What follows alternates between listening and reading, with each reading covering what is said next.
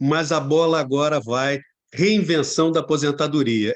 Eu resolvi chamar uma pessoa muito interessante, é um pensador brasileiro sobre estratégia. Talvez ele seja, no meu entender, ele é o melhor, é o mais qualificado pensador brasileiro sobre a questão de estratégia empresarial, que é o Clemente Nobre. O Clemente tem uma formação de físico, né? Nós dois passamos pelos bancos da física, tá?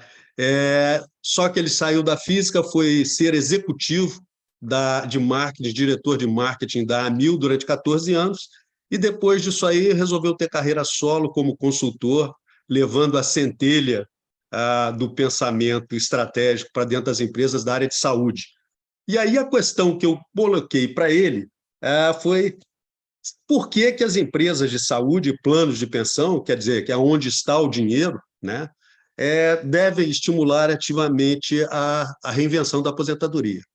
Eu queria que ele falasse sobre a situação que se encontra, como é que hoje está sendo impactado plano de saúde, fundos previdenciários sobre a questão da nova longevidade, né? E o que é que ele aconselharia em termos estratégicos para essas empresas? Bom, Vamos lá, muito Clemente. obrigado. Obrigado, Ricardo. Obrigado a todos. É um prazer estar aqui com vocês, participar de um fórum assim, tão instigante. Eu saí da AMIL há mais de 23 anos. Eu saí no ano 2000, quando eu fiz 50 anos, exatamente. A razão básica pelo fato de eu ter abandonado a carreira de executivo, de muito sucesso, etc., foi que eu queria construir minha própria agenda para o envelhecimento. Eu queria envelhecer da minha maneira. Isso é uma coisa muito pessoal. Obviamente, essas histórias que são muito centradas em individualidade têm muita limitação, né? Para a gente generalizar e criar, a partir disso, alguma narrativa grandiosa. Eu não pretendo fazer isso. Mas, de lá para cá, do ano 2000 para cá, eu tenho me dedicado a pesquisar, fazer consultoria, escrever, propor ferramental prático para empresas que desejam inovar. E nos últimos 8 anos, eu tenho me dedicado só à saúde. A questão da saúde, na minha avaliação, sem querer ser muito bombástico, ela está no mesmo nível da insustentabilidade ambiental como desafio do planeta. Ela não é diferente disso, apesar de não ser muito comum esse tipo de paralelismo que estou tentando traçar. Da pandemia para cá, fica evidente que a maneira pela qual as sociedades, globalmente, entendem o problema da saúde e aportam sobre o problema da saúde, as atividades relacionadas à saúde, e aportam recursos para isso, ela ficou completamente inadequada. Na verdade, os modelos as modelagens das dinâmicas de inovação estavam apontando para que, em algum momento, lá por meados da década de 2030, alguma coisa diferente em termos de cuidado à saúde já estaria em prática, uma grande movimentação, tecnologias novas, possibilidade de se criar novos modelos de prestação de serviço, inovações disruptivas, todas elas centradas em tecnologias habilitadoras de todos os tipos. A gente não vai falar disso aqui, porque o fórum, há tanta gente falando no que a tecnologia é capaz de fazer, mas uma das questões essenciais que ficou extremamente proeminente da pandemia para cá, isso é de 2 ou 3 anos para cá, é a questão do custo ou da maneira torta pela qual as sociedades, de um modo geral, entendem o idoso como custo,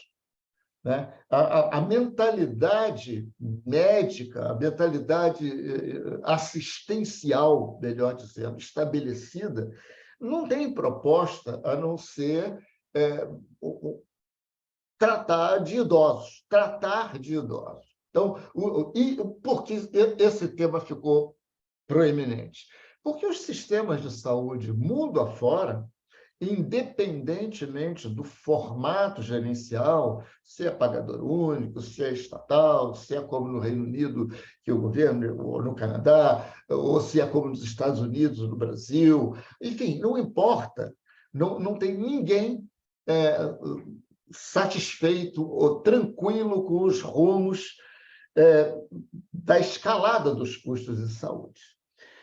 Uma das razões, então está ficando claro que não há dinheiro para financiar a saúde, é isso que eu estou querendo dizer. Se a gente olha para as curvas que se apresentam sempre, a gente vai ver que os orçamentos dos países crescem numa certa proporção e as demandas dos usuários da saúde crescem muito mais do que o dinheiro disponível para financiar aquilo.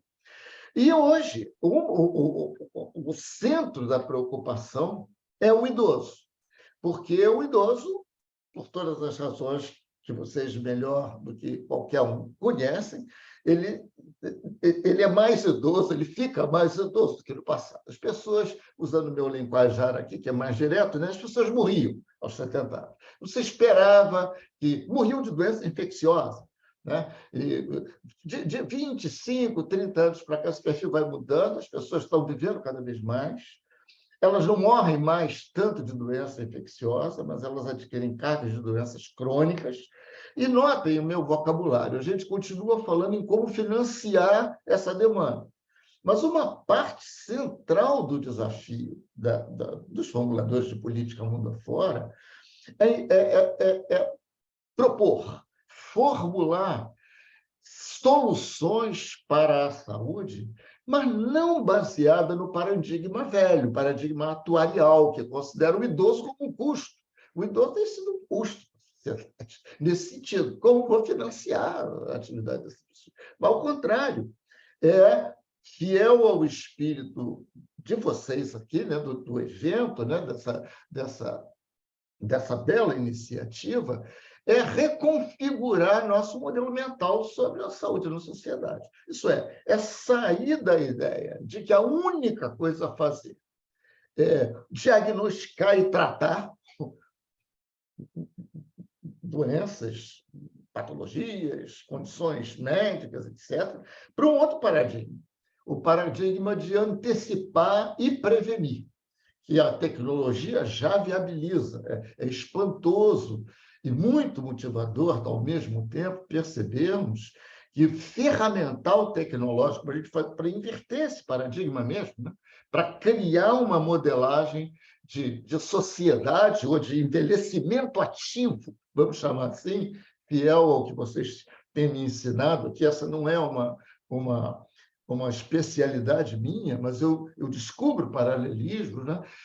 Como a gente, então, pode introduzir inovações disruptivas, né, para considerar o envelhecimento não como objeto de diagnóstico e tratamento, que é disso que a gente está falando aqui, mas de atividade, de participação, de construção de prosperidade para a sociedade. É o velho, ou, me perdoem, o idoso, eu não sei como é que é politicamente correto falar, sendo um agente ativo das transformações da sociedade.